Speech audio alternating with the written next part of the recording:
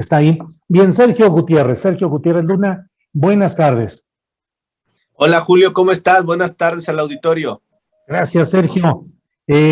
Sergio, pues preguntándote cómo va el planteamiento que ha hecho Morena y que tú también le has dado eco, incluso frente a los propios Lorenzo Córdoba y Ciro Murayama, de que serían culpables políticamente, no sé si también jurídica o judicialmente, de un sabotaje a la consulta popular del pasado domingo. Los 11 consejeros del INE dicen que no hubo tal sabotaje, que fue un éxito la consulta, que se hizo de manera adecuada conforme a las circunstancias en las que se estuvo. ¿Cómo va este proceso, Sergio, por favor? Mira, te cuento un poco primero por qué argumentamos eso.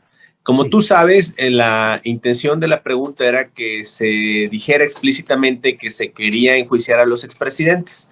La Suprema Corte, tú sabes que modificó esta pregunta para decir o referir a los actores políticos del pasado. ¿Qué hicieron Lorenzo Córdoba y Ciro Murayama? Hicieron una campaña, una contracampaña, la llamo yo, para decir que la pregunta no se refería a los expresidentes. Esto, además de ser falso, porque ojo, actores políticos del pasado puede incluir a quien tú quieras, pero también a los expresidentes son actores políticos del pasado. Además de ser falso, fue una opinión personal con una clara intencionalidad política que además violó los principios de neutralidad y de imparcialidad a los que están obligados. Tú sabes que durante el proceso electoral he venido yo haciendo señalamientos en contra de Lorenzo Córdoba y Ciro Murayama que han venido violando estos principios. Nos parece que en esta ocasión sucedió lo mismo.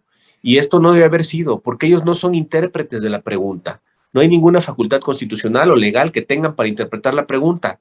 Tú, yo la podemos interpretar como queramos y con base en eso iremos o no a votar o votaremos conforme nosotros decidamos. Pero ellos estaban induciendo una interpretación a la pregunta donde señalaban claramente, y así está en sus redes, en Twitter, en opiniones, en medios, en entrevistas, donde señalaban ellos que la consulta no se refería a los expresidentes, cuando es clara la intención de origen de esta consulta y que además quedaban inmersos en la concepción de actores políticos del pasado.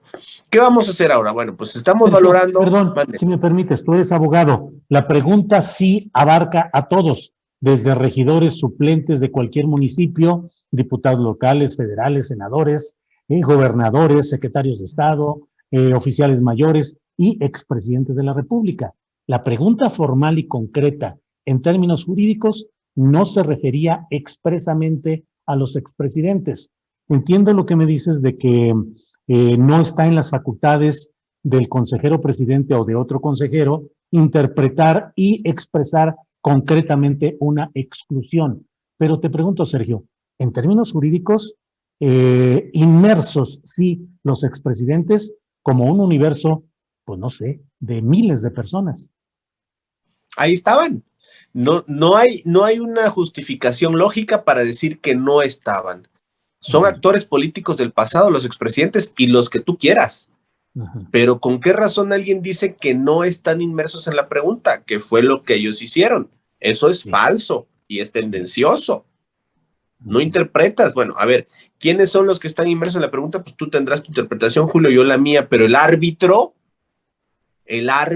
no puede tomarse esa libertad de darle una interpretación sesgada para inducir tal o cual cosa. Ese es el tema. El tema es que ellos son árbitro y eso lo hemos de alguna manera perdido de vista. Ellos tienen que abstenerse y para ellos ha sido una costumbre hacer posicionamientos políticos. Y ahora recientemente dicen, bueno, es que Morena ni cuando gana está de acuerdo con el INE. Perdón, pero nosotros no ganamos por el INE, ni ningún partido, ganamos por los votos de los ciudadanos. La verdad es que no tenemos que hacer genuflexiones ante Ciro y Lorenzo y agradecerles la democracia. La democracia emana a través del voto. No son ellos que con su graciosa concesión han dado la democracia al pueblo. Pues no es así, perdón, pero no es así. ¿Cuál sería la ruta para instaurar esa solicitud de juicio político y qué van a hacer, Sergio, por favor? Bueno, mira, en estos días nos reuniremos con los compañeros diputados para platicar el tema. Como tú sabes, también está concluyendo la legislatura, estamos en trance para instalar la nueva Y también no hay que perder de vista un tema relevante, Julio. Se ha hablado mucho y está sobre la mesa en el debate público la posibilidad de una reforma electoral, que va un poco junto con pegado con este tema. ¿Qué tenemos que hacer? Analizar cuáles son los aspectos positivos que tenemos en nuestro sistema electoral, que hay muchos, Julio, hay muchos aspectos positivos, rescatarlos, fortalecerlos, pero también analizar cuáles son estos aspectos negativos. Tenemos una democracia muy cara, consejeros protagonistas, con sueldos exorbitantes, no han querido respetar el mandato de la Constitución de ganar menos del presidente. A veces se la dan de grandes protectores de la Constitución y de la democracia, pero hay artículos de la Constitución que no leen, como el clarísimo que dice que nadie puede ganar más que el presidente. Entonces, este doble discurso y este afán protagónico, yo creo que sí necesita tener un rediseño constitucional y legal para blindar al órgano. Un ejemplo, cuando alguien va a un partido de fútbol, quiere ver a los jugadores y a los equipos, no quiere ver al árbitro. ¿Y qué vemos en nosotros aquí en México? Que el árbitro es el protagonista de todo. Hasta en la sopa está Lorenzo y Ciro hablando de todo. Bueno, ya en las últimas sesiones Ciro ha hablado hasta de economía, de cómo va el país en materia económica, que si el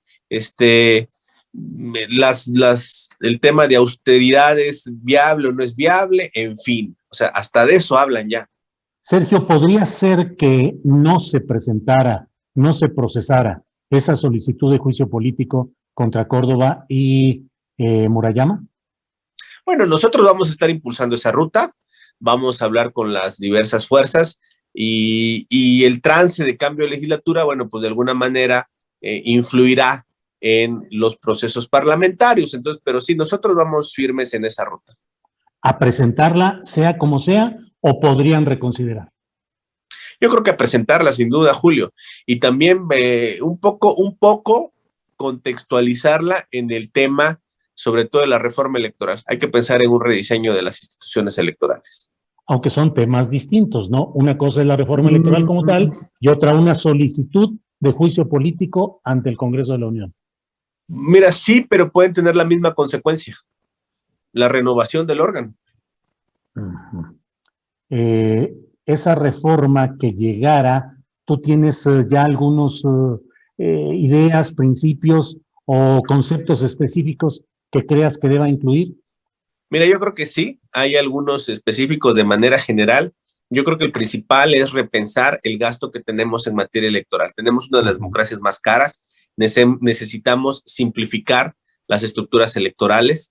De alguna manera se han venido empalmando las funciones electorales entre el INE y los soples.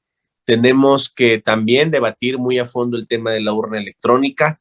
Tenemos que también debatir muy a fondo el tema de la fiscalización en la actualidad, porque así está diseñado el esquema legal. El INE de manera centralizada aquí en Ciudad de México fiscaliza hasta el municipio más pequeño de todos los partidos y eso genera muchos embudo en el tema de poder atender la fiscalización. Creemos que el tema de fiscalización ha sido deficientemente atendido.